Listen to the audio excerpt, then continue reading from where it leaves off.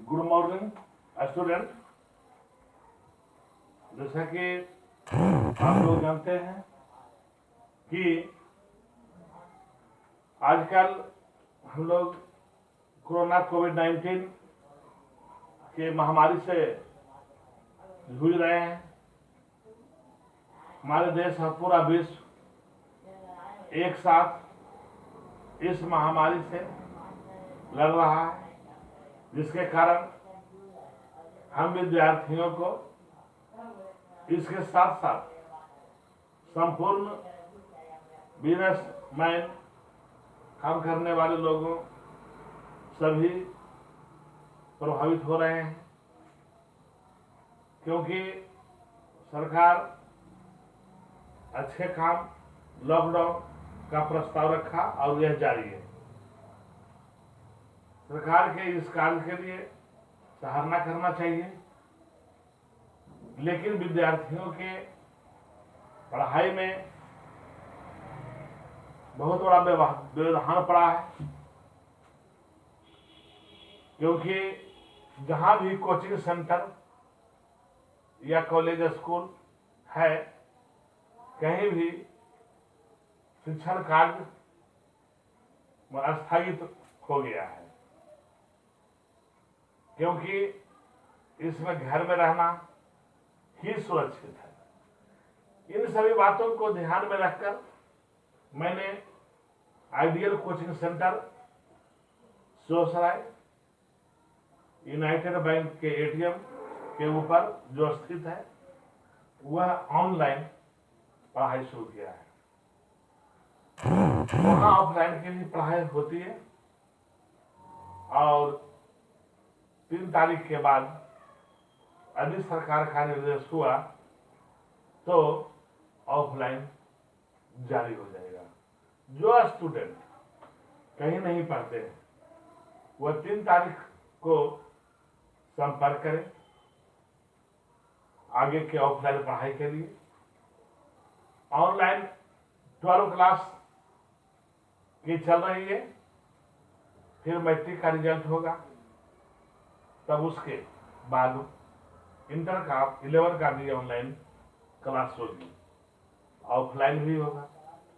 अतः पढ़िए, पढ़ने के बाद उसको सब्सक्राइब भी कीजिए, लाइक भी कीजिए। आप लोगों को फिजिकल केमिस्ट्री 10+2 सॉल्यूशन चैप्टर बता रहे थे। सॉल्यूशन चैप्टर में विलयता तक हुआ था, घुलनशीलता तक हुआ था, सोल्युबिलिटी जिसको बोलते हैं उसको भी हुआ था।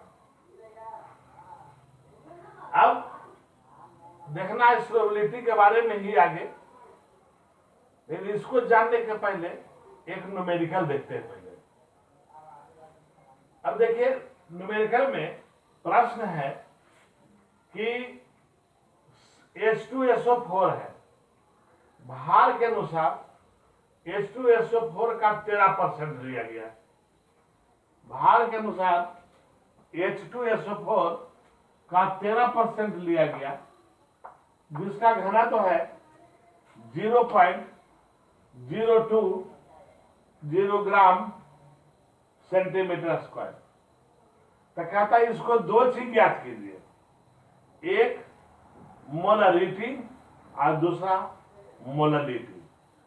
एक ज्ञात करना है मोलरता और दूसरा ज्ञात करना है मोललता। मोललता, यही 2 चीज ज्ञात करना है, एक मोलरिटी और दूसरा मोललिटी।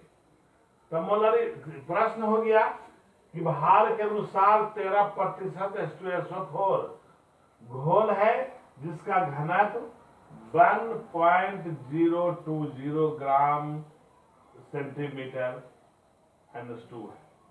तो इसका 2 चीज ज्ञात कीजिए, एक मोलरता ज्ञात कीजिए और दूसरा मोललता ज्ञात कीजिए, यानी मोललिटी और मोलरिटी।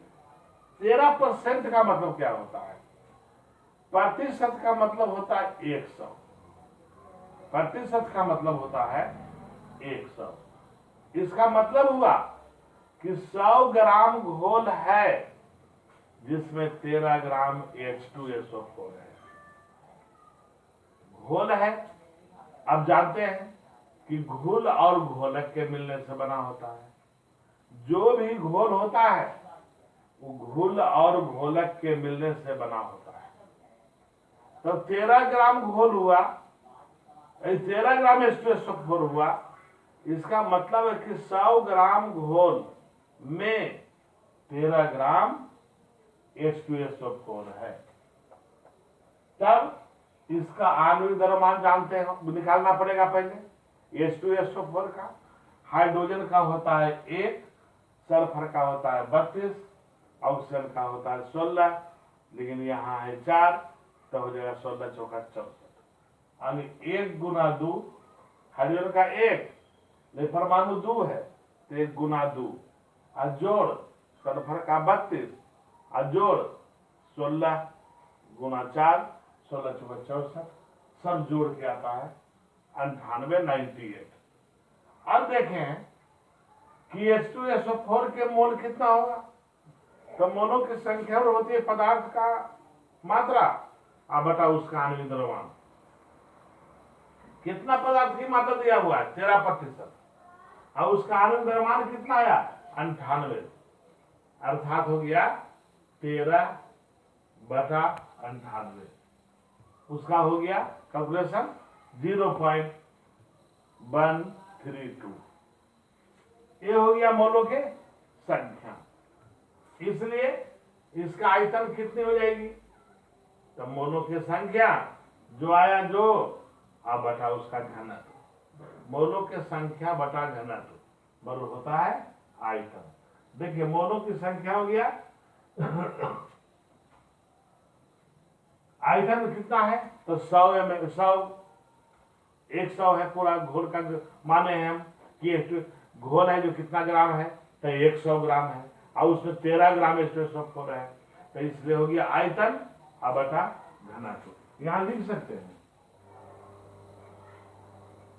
मात्रा, आयतन वॉल्यूम बराबर मात्रा बटा, यही होता है सूत्र में। तो देखिए इसको हो गया 98.04 m, इतना आ गया। अब इसका मोलरिटी निकाल लीजिए। मोलरिटी बराबर हो गया क्या चीज, मोल बटा आयतन। ये हो गया मोल बटा आयतन गुना 1।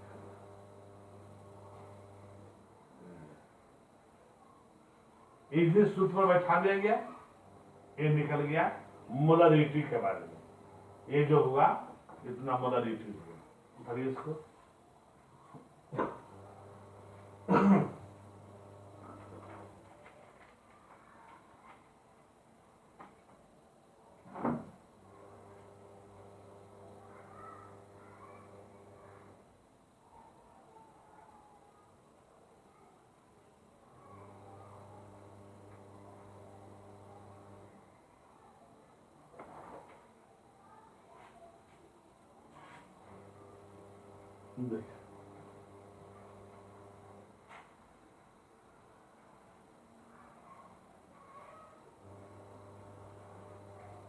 अब करना है बी,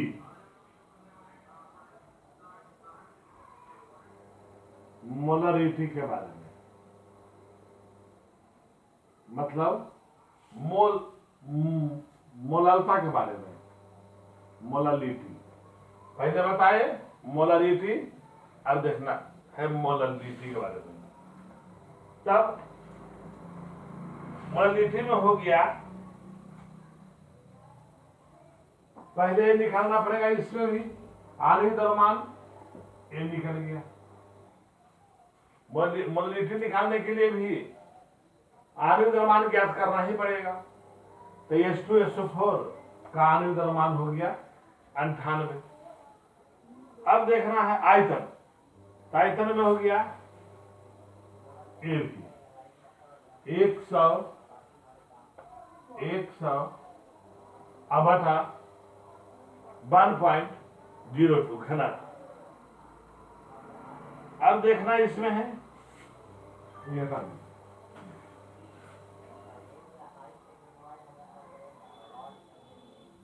13वां मोल,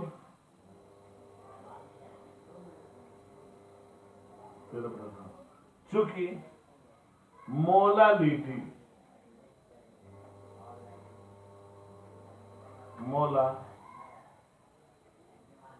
मोलालिटी बराबर H2SO4 का मोल और बटा द्रव्यमान H2SO4 का द्रव्यमान गुना 1000। यह मोल आया है 0.132, इसका द्रव्यमान आया है 87 कर दीजिए। देखिए समझ लीजिए थोड़ा सा आप जो कि नहीं लिख पाए हैं। कहता है कि बाहर के विचार से 13% H2SO4 है, तो बाकी सब क्या है? तो बाकी सब जल है, तो 100 में 13 ही हुआ,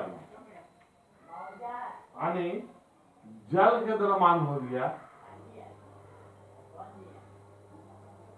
जल की मात्रा बराबर हो गया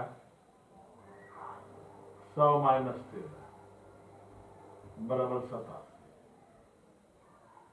यहां हो गया 87 और गुना 1000। इसको हल कीजिएगा तो लगभग आएगा 1.52।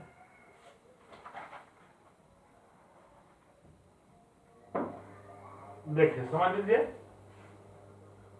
इसमें कह रहा था कि भार के विचार से 13% H2SO4 है, तो इसकी मोलिटी निकालिए और मोलालिटी निकालिए।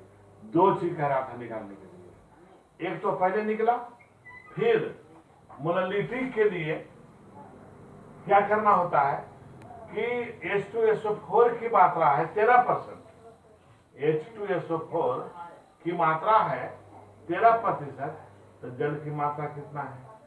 तो 100 में है 13%, मतलब होता है 100 ग्राम जल में, 100 ग्राम घोल में 13 ग्राम H2SO4 है। तो 100 में 13 H2SO4 है, तो बाकी है पानी। 100 में 13 घटा दिए, बाकी 87 ग्राम हो गया जल। अब H2SO4 का आणविक द्रव्यमान निकाल दिए, तो पहले भी निकाले थे 98, अभी भी 98 आएगा। फिर मोल इसका हो गया, तो पदार्थ की मात्रा बटा आणविक द्रव्यमान, पदार्थ की मात्रा 13 है, आणविक द्रव्यमान 98 हो गया इतना। अब कहता है मोलालिटी बराबर हो गया इतना बटा इतना, यानी हो गया गुना 1000, निकल गया 1.52। ये हो गया मोललता। ठीक, उतार दीजिए।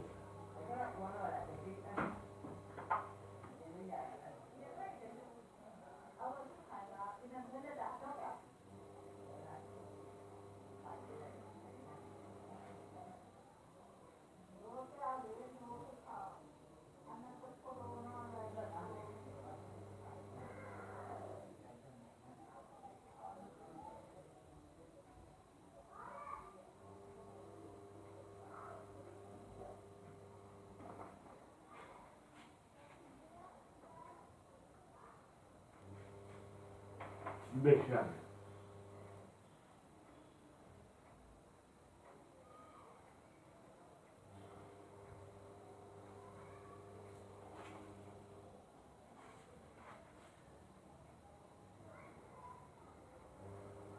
factor affecting solubility of gas, गैसों की घुलनशीलता को प्रभावित करने वाले कारक प्रभावित करने वाले कारक, हानिकारक, प्रभावित करने वाले कारक, यही देखना है। देखिए घुलनशीलता हम बता चुके थे लास्ट पीरियड में, तो अब देखना है कि इसको प्रभावित करने वाले कौन कौन से कारक हैं। प्रभावित देखिए हर एक को हर एक प्रभावित करता है, अभी प्रभावित तो हो रहा है। यहाँ जो आज देख रहे हैं कि इतना संसार में लोग प्रभावित हो रहे हैं, क्या चीज से? तो वायरस से, जो कोरोना वायरस से प्रभावित हो रहे हैं। तो इसका मतलब क्या हुआ? ये जो वायरस है वो हम लोगों के लिए फेवरेबल नहीं है, अनुकूल नहीं है, तब उससे हम लोग दूर भागना चाह रहे हैं, क्योंकि हमारे शरीर के और जो सिस्टम है उसको गड़बड़ा देता है, कार्य होने नहीं देते हैं।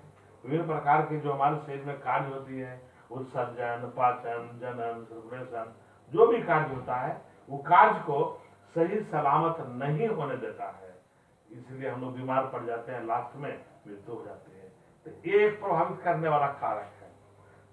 अब असमय कोई भी काम हो जाता है उसको भी इफेक्टिव बोलते हैं। तो उसी तरह से ये जो सोलेबिलिटी है, घुलनशीलता है, उसको भी प्रभावित करने वाले कुछ कारक हैं। अब कारक कौन कौन है तो देखते हैं। These are following factor.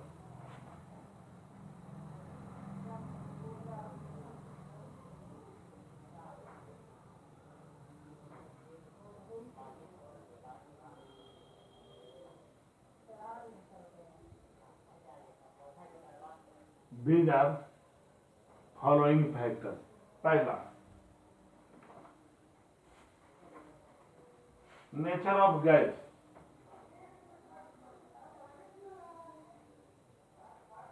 Nature of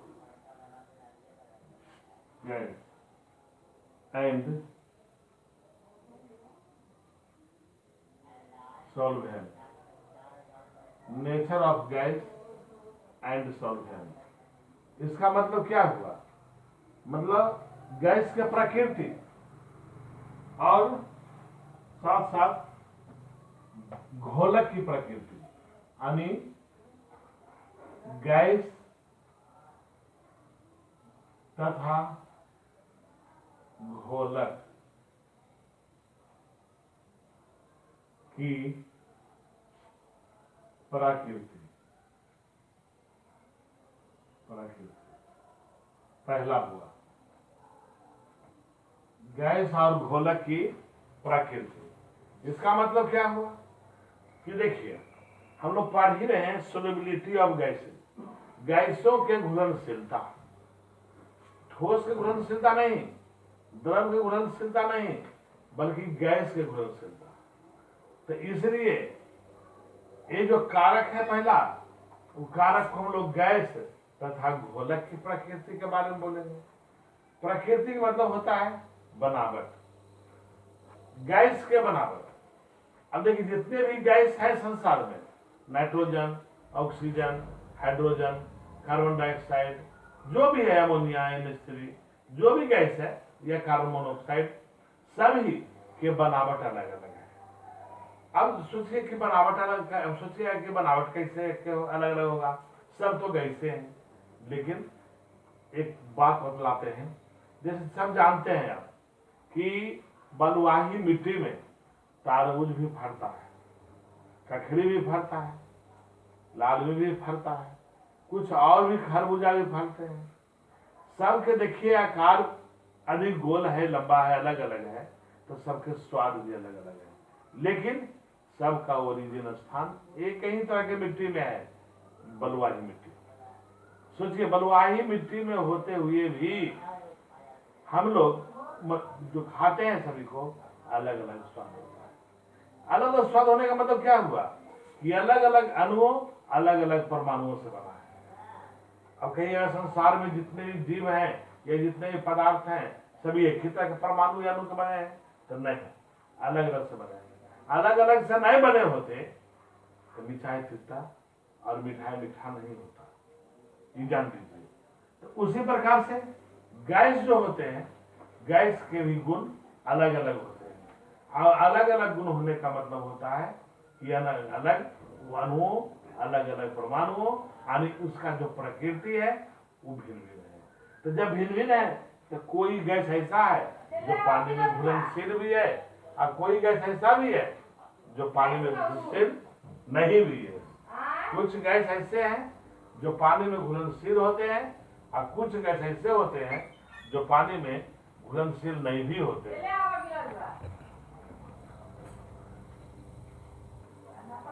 देख कर रहे थे कि बहुत से गैस ऐसे हैं कि जिसकी घुलनशीलता ज्यादा होती है और बहुत सा गैस ऐसी है जिसकी घुलनशीलता बिल्कुल कम होती है।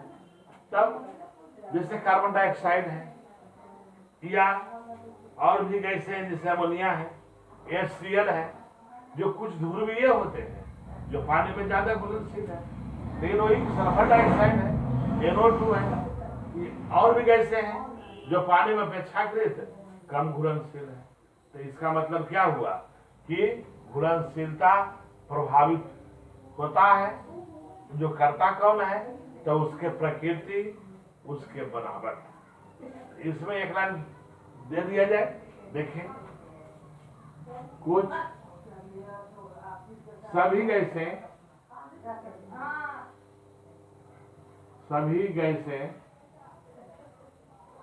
भिन्न भिन्न या विभिन्न परमाणुओं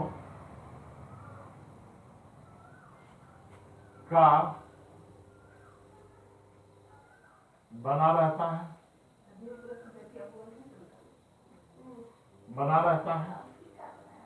इसलिए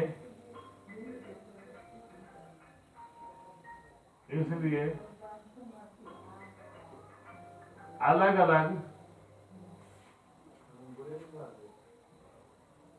प्रभावित करने वाले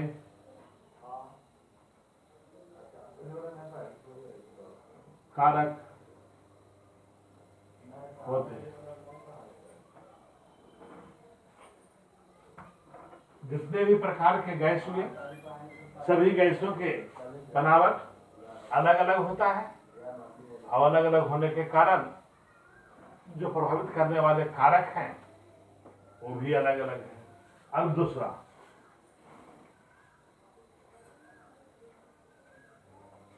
इफेक्ट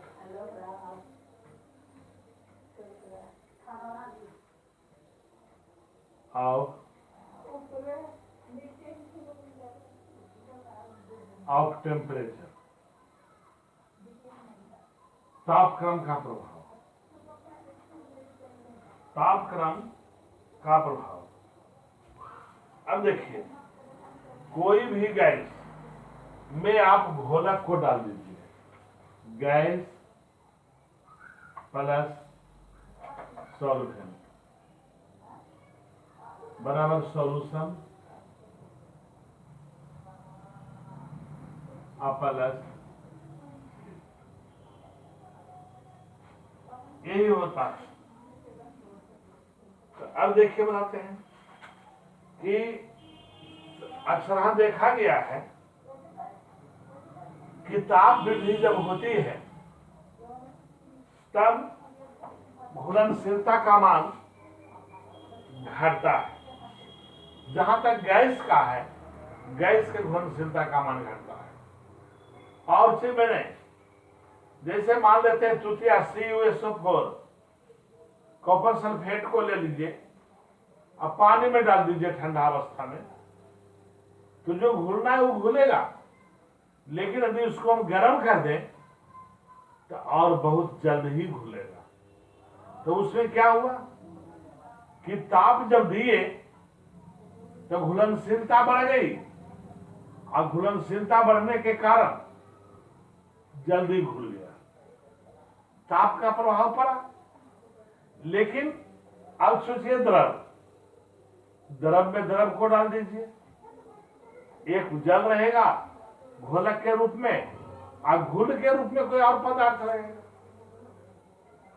ये कोई चीज लीजिए, इथाइल अल्कोहल लीजिए, H2SO4 लीजिए, तो उसमें भी देखते हैं क्या कि ताप को जब बढ़ावेंगे तो उसके घुलनशीलता पर प्रभाव पड़ेगा, बढ़ेगा या घटेगा। लेकिन गैस यदि घोलक के रूप में है, घुल के रूप में गैस है, और घोलक के रूप में द्रव है, पानी है, और वैसे द्रव या पानी में आप डाल देते हैं गैस को, प्रवाहित कर देते हैं, तब घुलनशीलता धीरे धीरे घटती है, बढ़ता नहीं है, घट जाती है। तापक्रम जब बढ़ाते हैं तब, जैसे पानी है, पानी में आप H2SO4 को डालिए या गैस को डालिए, गैस के रूप में CO2 को डालिए, घुलेगा। वही रहता है कोका कोला, थम्स अप जो पेय पदार्थ है उसमें CO2 रहता है घुला हुआ, लेकिन वो पानी को आप गर्म कर दीजिए, अब उसमें डालिए CO2, देखिएगा अब जितना पहले घुला था CO2 उसके अपेक्षा कम घुलेगा। इससे स्पष्ट होता है कि तापक्रम को बढ़ाने पर गैस की घुलनशीलता द्रव में कम होती है, यानी पानी में कम होती है। अतः गैस के घुलनशीलता को ताप प्रभावित करता है। इससे दे दीजिए तो वही लिखे। इसका कारण एक और है कि हीट उत्सर्जित करता है, निकलता है। यदि किसी भी गैस को जल में डालते हैं तो घुलता है, जो भी घुले, लेकिन आप वह अंतराल में क्या होता है कि हीट निकलता है, यानी हीट और रिएक्शन होती है, यानी प्रतिक्रिया का उष्मा होता है, उष्मा की प्रतिक्रिया, इसीलिए ऐसा होता है। तो लिखना होगा यदि घोलक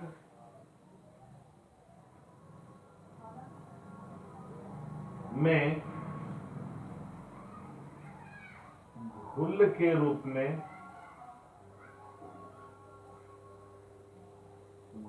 के रूप में गैस को घोला जाता है,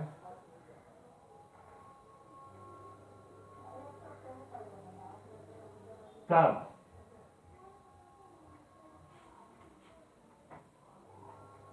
और ताप को बढ़ाया जाता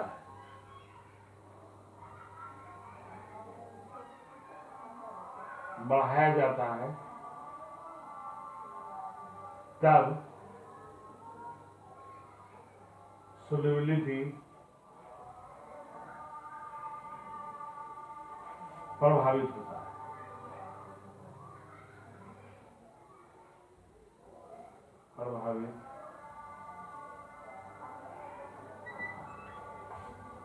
अर्थात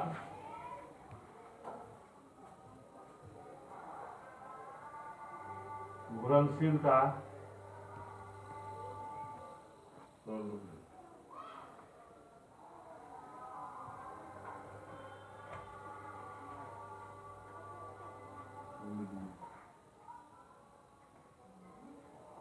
के मान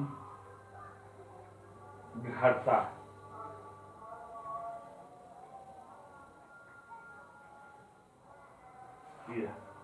ये हो गया, समझ में आ गया कि नहीं? यानी इफेक्ट ऑफ टेम्परेचर में यही देखें कि पदार्थ की अवस्था तो भिन्न भिन्न होती है, उनमें से एक अवस्था होता है गैस का, और गैस को जब हम द्रव में प्रवाहित करते हैं तब वह घुलता है, घोल बनता है। बहुत से गैस ऐसे हैं जो जल में घुलनशील है, लेकिन जब ताप को प्रभावित दिया जाता है, बढ़ाया जाता है, तब उसकी घुलनशीलता का मान धीरे धीरे कम हो जाता है। तो देखते हैं तीसरा,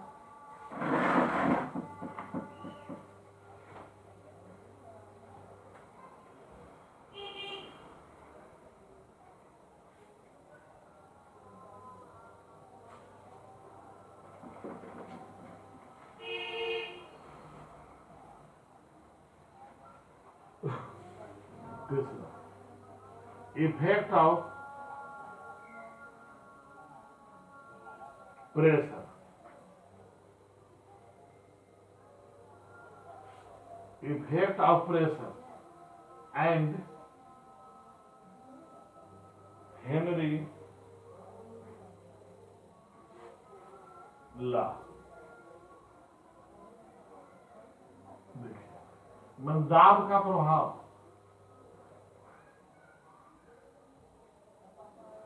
दाब का प्रभाव और हेनरी के नियम, हेनरी के नियम, दाब का प्रभाव और हेनरी का नियम। देखिए, दाब का भी प्रभाव पड़ता है किस पर? गैस पर। अब यह समझना होगा कि घोल जो बनाते हैं वो ठोस, द्रव और गैस, किसी भी अवस्था में जो पदार्थ पाया जाता है उसको बनाया जा सकता है घोल के रूप में, परिणत किया जा सकता है। लेकिन यहां बात है कि गैस को अब क्या करना है? प्रवाहित करना है जल में, यानी द्रव में। अब वैसी हालत में दबाव को हम बढ़ाएंगे, तो जब दबाव को बढ़ा देंगे तब क्या होगा कि जो गैस की घुलनशीलता होगी वो बढ़ेगी, यानी दबाव को बढ़ाने पर घुलनशीलता बढ़ता है, तो दबाव को घटाने पर घुलनशीलता घटेगी। जिसे कहने का मतलब ये कि CO2 जो बनाया जाता है पेय पदार्थ के रूप में, स्प्राइट, फंटा कोला जो भी है, तो ये सब जो बनाया जाता है, तो इसको बनाने के लिए देखे होंगे कहीं पर रोड पर मिल जाता है फुटपाथ पर, कि बना करके आपको पिलाता है, तो देखते होंगे कार्बन डाइऑक्साइड गैस को कंप्रेस करता है। उसमें घोल ले लिया जाता है पहले विभिन्न स्वाद का, टेस्ट का, और उसमें कार्बन डाइऑक्साइड को डाला जाता है उच्च प्रेशर पर, इसलिए यथाशीघ्र उस जल में घुल जाए, इसीलिए डाला जाता है उच्च दाब पर। तो दबाव को बढ़ाएंगे तो घुलनशीलता बढ़ेगी, और दबाव को घटाएंगे तो घुलनशीलता घटेगी। इससे यह साबित होता है कि दाब का प्रभाव पड़ता है घुलनशीलता पर। अब इसमें देखना है हेनरी के नियम, तो पहले लिख देते हैं थोड़ा सा।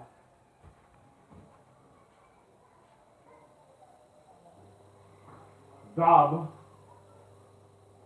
का प्रभाव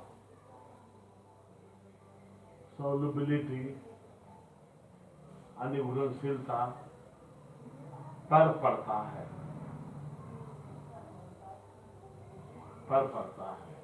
क्योंकि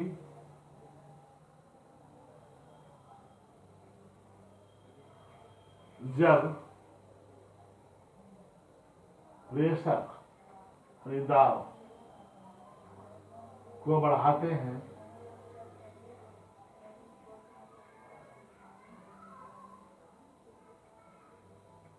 हैं तब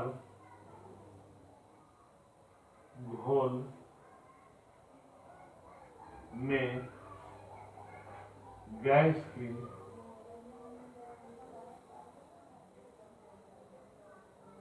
घुलनशीलता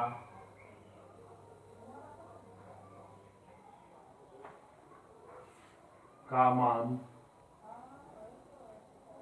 बढ़ता है। अतः दाब घुलनशीलता को प्रभावित करता है,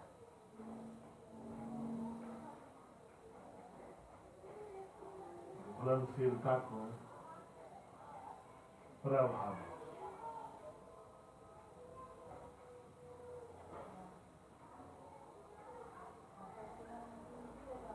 करता है।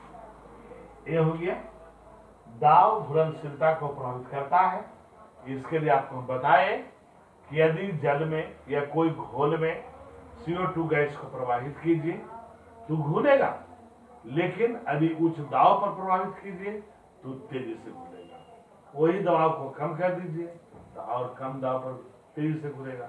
इससे स्पष्ट होता है कि दाब घुलनशीलता को प्रभावित करता है। अब देखना है हेनरी लॉ।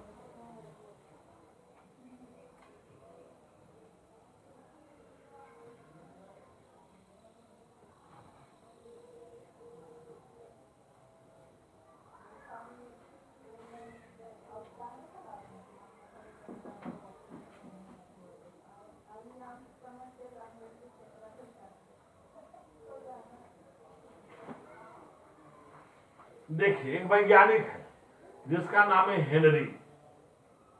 इनका पूरा नाम है विलियम हेनरी। इन्होंने 1802 ईस्वी में गैस के घुलनशीलता के संबंध में प्रयोग किया।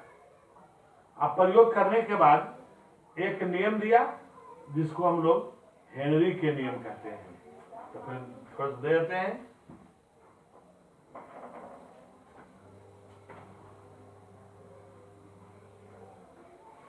विलियम हेनरी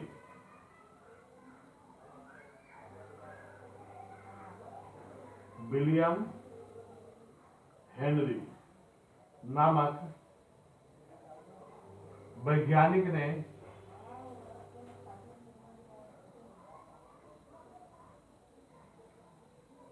वैज्ञानिक ने 1802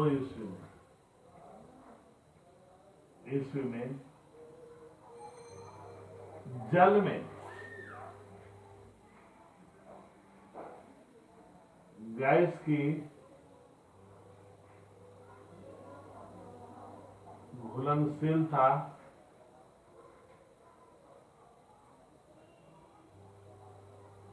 के संबंध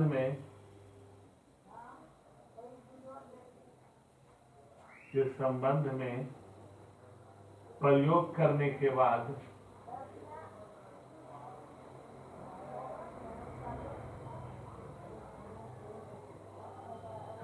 बाद एक नियम दिया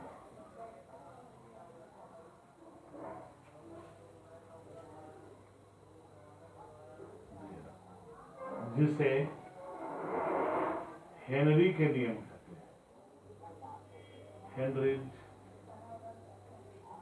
लॉ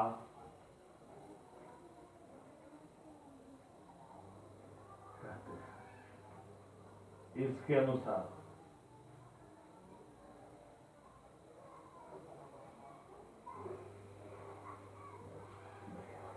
यही हुआ।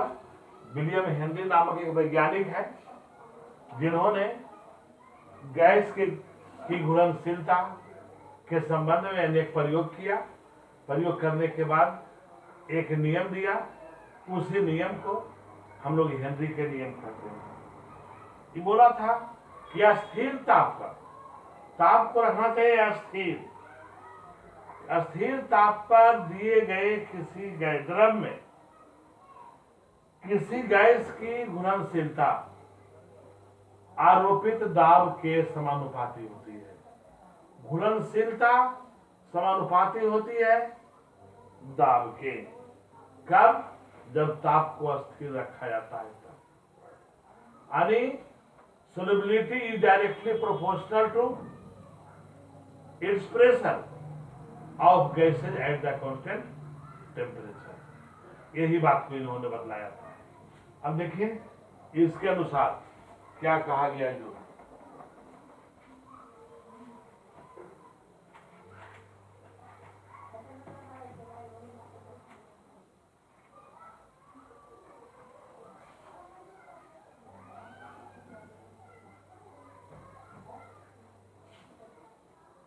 अस्थिर ताप पर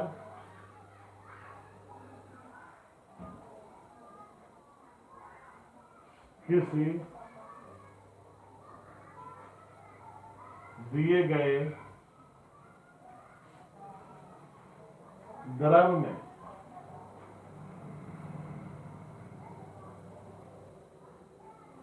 किसी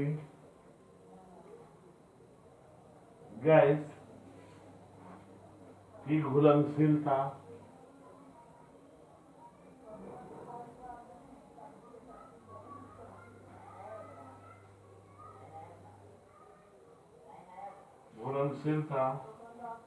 आरोपित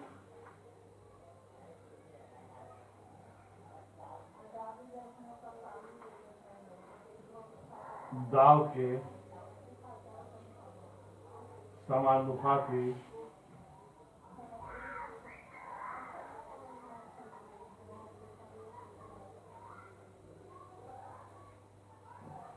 होता है। यही है इसका नियम। क्या चाहिए?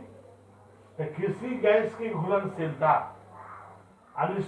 solubility is directly proportional to its pressure of gases at the constant temperature। यानी स्थिर ताप पर किसी दी गई दाव में किसी गैस की घुलनशीलता आरोपित दाव के समानुपाती होती है। अब देख लेते हैं। माना कि किसी गैस का द्रव्यमान m है। माना कि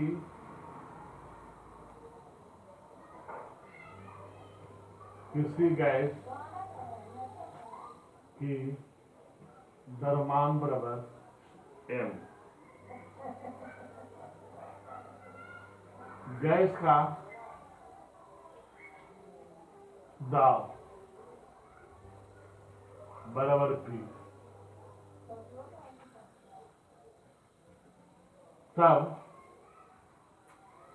नियम के अनुसार नियमानुसार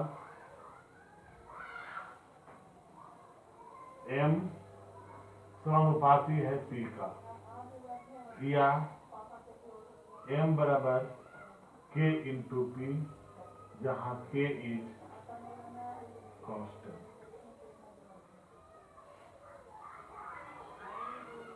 ये हो गया। अब देखिए, यानी हो गया क्या कि m बटा P बराबर K। ये भी हम लिख सकते हैं। तो कहता है यदि इसको हम लोग मोल प्रभाज्य के रूप में, मोल फ्रैक्शन के रूप में यदि हम इसको लिखें, तब आंशिक दाब जो होगा घोल में गैस के मोल प्रभाज्य के समानुपाती होता है। चूंकि partial pressure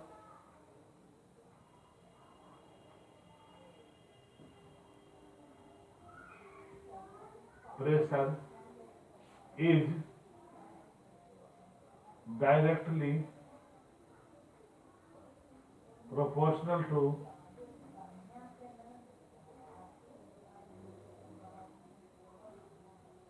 proportional to mole fraction।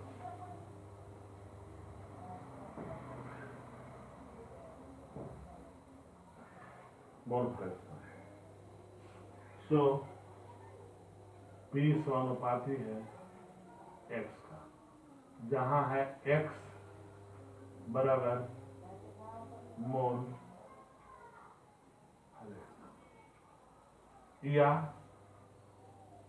P बराबर KH इंटू H, जहां हो गया KH बराबर Henry constant, Henry constant,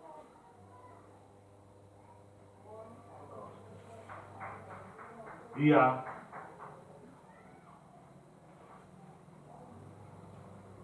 KH बराबर PYH।